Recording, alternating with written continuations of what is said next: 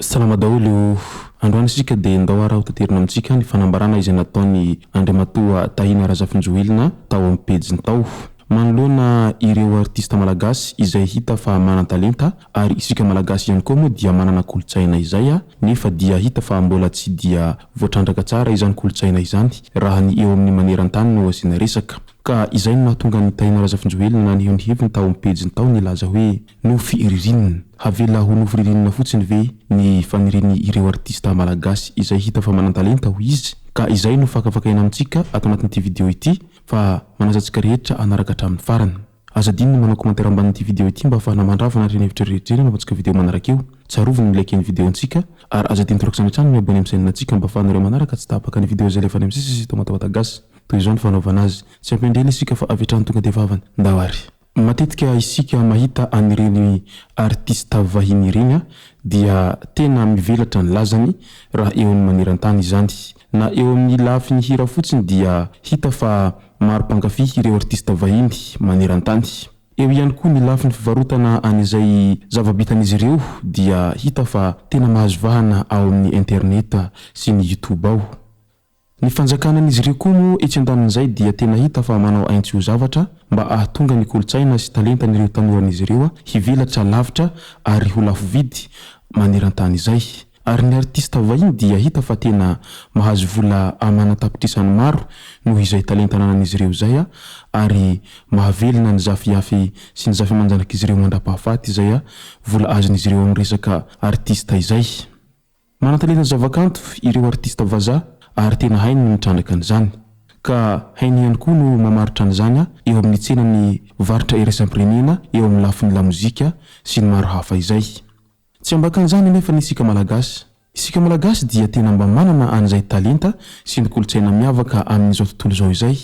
Fa mampalahelo kely fotsiny dia tsy dia hita loatra ny zavakanto vita malagasy eo amin'ny sehatry ny iraisam-pirenena izay. Mety ho inona ny anton'izay?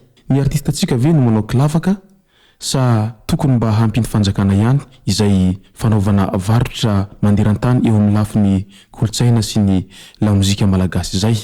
Satria manko raha oharina amin'ny Afrika, isika malagasy dia tena mbola latsaka afara mihitsiny eo amin'ny sehatry ny tsenam-barotra amin'ny lafiny zavakanto izay raha eo maneran-tany. Ny Afrika zao indrindra fa ry zareo Nigeriana dia tena ambony dia ambony ny tahany fahaizan'izy ireo mivarotra an'izany mozika vitan'ny artistan'izy ireo zany eo amin'ny tsenam-barotra ny lamozika sy ny zavakanto maneran-tany. Nefa isika malagasy dia tena manana karazana kolotsaina izay tena tsy hita maneran-tany raha tsy eto Madagasikara ihany na hoana nefa ny tsy ho vitantsika no mivarotra an'izany maneran-tany.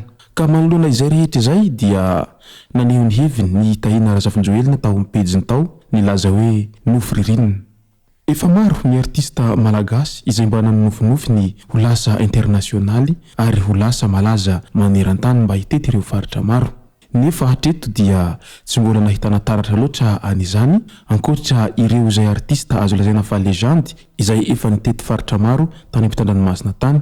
Nefa na dia eo aza ireo artista izay heverintsika fa malaza any am-pitandran-masina any mbola tsy dia tonga amin'izay laza tena hoe manakoako ary laza tahaka n'ireo artista vahiny izay maneran-tany mahavita mamena n'irony kianja lehibe irony.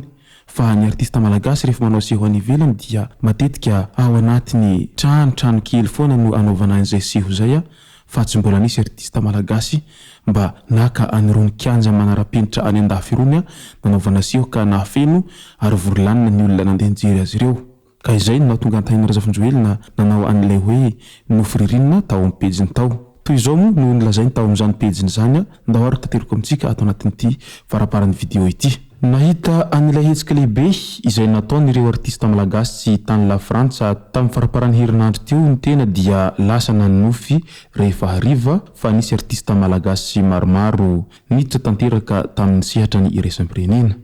Nitety faritra maro hony izy ireo ary nahavita hetsika anjatony nanerantany ka nahafeno kianja lehibe mahazaka olona 70,000 isa niseho izay nataon'izy ireo.